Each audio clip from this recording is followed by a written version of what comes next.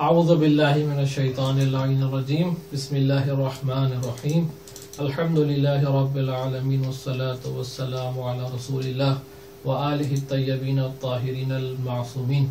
अस्सलामु अलैकुम नाज़रीन, मैं जरी हैदर आपसे मुखातिब हूँ कौमुल मुक़द्दसा की मुक़द्दस सरज़मीन से, और आप सबके लिए दुआगो भी हूँ। माह रमज़ान में इंशाअल्लाह आप भी इस बंदे हक़ीर के लिए ज़रूर दुआगो होंगे, माह रमज़ान की बरकतें समेट रहे होंगे और इस लॉकडाउन में माह रमज़ान से बेहतरीन इस्तिफादा कर रहे होंगे। खुदा की रहमतों और बरकतों का जो दस्तरखान हमारे सामने बिछा हुआ है उससे पूरी तरह आप इस्तिफादा करने की कोशिश कर रहे होंगे। आज माह रमज़ान की 3री तारीख है और माह रमज़ान मुबारक के 2 रोजे हमारे गुजर चुके हैं। खुदा से दुआ है कि इंशाअल्लाह खुदावंद मुताल अपनी रहमत से और अपनी करम से हमसे बर्ताव करे और हमारे रोजों को एहसने वजह से जो है वो कबूल फरमाए। और अगर कोई कमी और कोई नक्स हमसे रह गया हो तो हम गुनहगार बंदे हैं। खुदा से तकाजा ये है कि हमारे इन नकाइस को अपने करम से जो है वो हुस्न में और खैर में तब्दील कर दे। आज माह रमजान का 3रा रोजा है। माह रमजान के 3रे दुआ की मुख्तसर तौज़ीह और तशरीह के साथ जो है वो आपके सामने हाजिर है। जैसे कि आज की दुआ में इरशाद हो रहा है, अल्लाहुम्मा अर्ज़ुक़नी फ़ीही अज़्ज़हना व तंबीह, कि खुदा आज के दिन मुझे हाफ़ज़ा अता कर और तनबीह अता कर। वबाइदनी फ़ीही मिनस्सफ़ाहति व तमवीह वजअल ली नसीबम मिन कुल्लि खैरिन तुनज़िलु फ़ीह बिजूदिका या अजवदल अजवदीन, कि ऐ खुदावंद मुताल आज के दिन मुझे हाफ़ज़ा अता कर और तंबीह अता कर, ख्वाब बेदारी अता कर, नींद से बेदारी अता कर, ख्वाब गफलत से बेदारी अता कर। वबाइदनी मुझे दूर रख मिनस्सफ़ाहत व तमवीह, बच्चेगाना और लग़्व व लहब वाले कामों से, फजूल कामों से मुझे बचा के रख। वजअल ली नसीबन मिन कुल्लि खैरिन तुनज़िलु फ़ीह, और आज के दिन जो भी खैर तू नाजिल कर ऐ खुदावंद मुताल मेरा हिस्सा उसमें जरूर रख। बेजूदिका या अजवदल अजवदीन, अपने जूद के वास्ते, ऐ सबसे ज्यादा जूद और करम करने वाले। सबसे पहले जो तकाजा आज के दिन किया जा रहा है कि खुदावंद मुताल से हाफिजे का तकाजा किया जा रहा है। हाफजा इंसान के कमाल और तरक्की के सफर में बहुत अहम उन्सुर है। इंसान अगर हाफजा उसका मजबूत होगा, उसकी मालूमात का जखीरा जितना ज्यादा होगा उतना वो अपनी मालूमात से इस्तिफादा कर सकेगा। जितना वो खुदावंद मुताल की तालीमात को अपने जहन में हिफ्ज करेगा उतना वो अच्छा खुदावंद मुताल से कुर्ब इख्तियार करने के लिए तेज रफ्तारी से सुरअत के साथ जो है खुदावंद मुताल की बारगाह में जो है वो रास्ते और मनाजिल तय कर सकेगा। रिवायत में आया कि हाफिजा जो है वो कुछ वजूहात की वजह से जो है इंसान का कम हो जाता है, जिनमें से एक अहम वजह जो है ज्यादा गुनाह करना है। जो लोग ज्यादा गुनाह करते हैं उनका हाफिजा जो है वो कम हो जाता है, वो भूल और चूक का शिकार हो जाते हैं, छोटी छोटी चीजों को भूलना शुरू हो जाते हैं। और इसी तरह जो है वो जो लोग कम गुनाह करते हैं, जो लोग तकवा और परहेजगारी इख्तियार करते हैं, खुदावंद मुताल उनके हाफिजे में नूरानियत बख्शता है, उनके हाफिजे में बरकत अता करता है, उनके हाफिजों को महफूज रखता है, उनकी यादाश्तों को मजबूत कर देता है, मुहकम कर देता है। कम चीजों को, कम भूल का वो शिकार होते हैं। आपने देखा होगा कि जो लोग ज्यादा तकवा और परहेजगारी की तरफ माइल हैं वो आमाल और इबादत अंजाम देते वक्त कम भूल चूक का शिकार होते हैं, जबकि वो लोग जो बहुत कम इबादत की तरफ माइल है वो इबादत करते वक्त अक्सर जो है भूल और चूक का शिकार हो जाते हैं। नमाज की रकातें कम और ज्यादा कर देते हैं, या कुरान की सूरतें जो है वो गलत पढ़ना शुरू हो जाते हैं हाफिजे से। तो इल्लत हाफिजे की कम होने की वजह क्या है? खुदा से दूरी, गुनाहों का, रूह का पलीद हो जाना, रूह का नाकिस हो जाना, रूह का शिकस्ता हो जाना इंसान के हाफिजे को कमजोर कर देता है। इसीलिए कहा गया कि ज्यादा तकवा इख्तियार करो, ज्यादा परहेजगारी इख्तियार करो ताकि खुदा तुम्हारे हाफिजे में बरकत अता कर दे।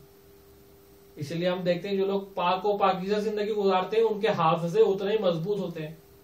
हमने देखा है ऐसे उलमा को कि जिनकी उम्र माशाअल्लाह बहुत ज्यादा थी और है, लेकिन उनके हाफिजे जवानों से ज्यादा मजबूत हैं। पूरी पूरी किताबें उनको हिफ्ज है, पूरी पूरी मतालिब दिक्कतों के साथ, छोटे छोटे ज़राइफ के साथ उनको हिफ्ज है किताबों के अंदर से। और कुरान के मतालिब, रिवायतों के मतालिब उनके जहन में इस तरह नक्श है कि जैसे बच्चे के जहन में जो है वो छोटी छोटी माँ बाप का चेहरा उसके बच्चे के जहन में नक्श होता है। इसी तरह अगली फिक्रे में आपसे कहा जा रहा है कि ऐ खुदा आज के दिन मुझे बच्चेगाना और फजूल और लग़्व लहाब से परहेज करने की तौफीक अता फरमा, क्योंकि जितना इंसान जो है बच्चेगाना और लग़्व लहब में अपने वक्त गुजारेगा उतना जो है वो उसका हाफजा कमजोर होता रहेगा और उतना जो है वो ख्वाब गफलत का गिरफ्तार होता जाएगा।